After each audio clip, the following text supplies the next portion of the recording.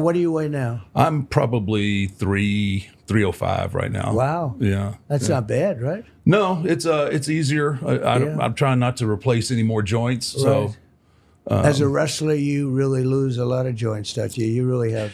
yeah, I mean the body's not made to take No, that on not the falls. and then most people don't realize the schedule that we kept back then too, which was on the road over 200 days a year, and that's in the ring. So So I've always wondered, because it's whether it's fun or entertainment, or you're still getting slammed around, right? Yeah, like Does I said, that ring take great absorption? In other words, well, it's funny that when Vince started getting in the ring and mixing it up a little bit, the rings got a little bit softer. yeah, right. Before that, it would be just like taking a fall on this floor. I mean, they were really hard. Well, how did you do that? So that was wow.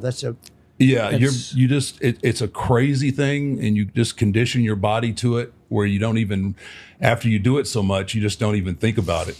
How often did it? I mean, I know you're supposed to interview me, but I find it very interesting. How often did it happen where somebody gets really angry? In other words, you hit a guy accidentally the wrong way or something, and he's had it. And these are tough guys to start off with. Right. They're not babies. How often did it happen where you're fighting somebody and you made a mistake and he gets angry and he really goes at you? Yeah, back in the day, like, so I started with Vince in 1990, but before that, in the late 80s and stuff like that, guys were really salty. And they didn't take too many. You're supposed to be a professional, and right. usually guys would. You think, well, if he hit me like that, then it was for a reason. So they'd mix it up in the ring for a little bit, and then they'd get back in the locker room. And what would happen? The guys would run into the ring and stop it, right? I was told when you had a lot of guys running into the ring, that usually meant that there was a problem. Usually, when that happens, it's part of the show. When So guys are actually, what stops somebody from going nuts and really, really starting a real fight? Yeah, probably losing their job. Yeah, I mean, you have to.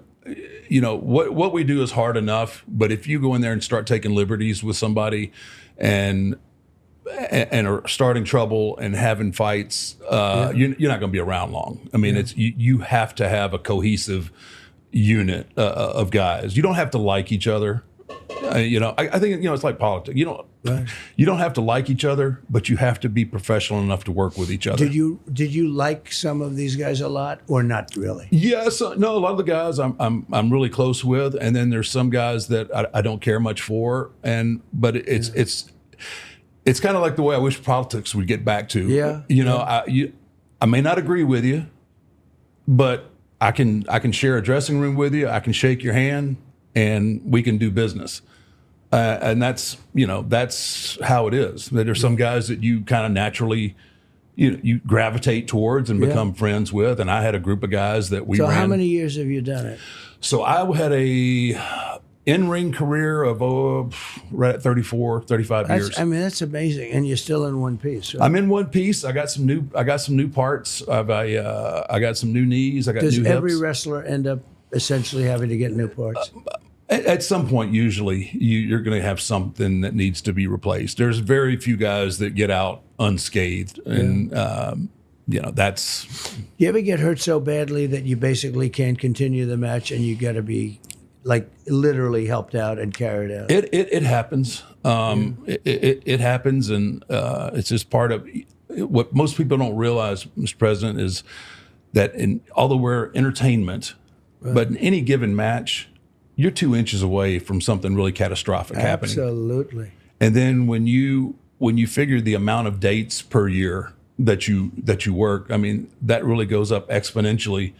The risk factor. So you'd work 200 days a year. I had an 8-year stretch where I averaged about 220 dates a year. And that you can just keep going. You just kind of get in that zone. Your body kind of gets used to the trauma, and you don't feel right. Actually, if you go home for too long, you kind of get restless and your body feels too good, and you think, Oh, really? I got to go back to work. That's a great. Well, you had a great career. Well, I appreciate that. I really people, do. People love you. That's why. So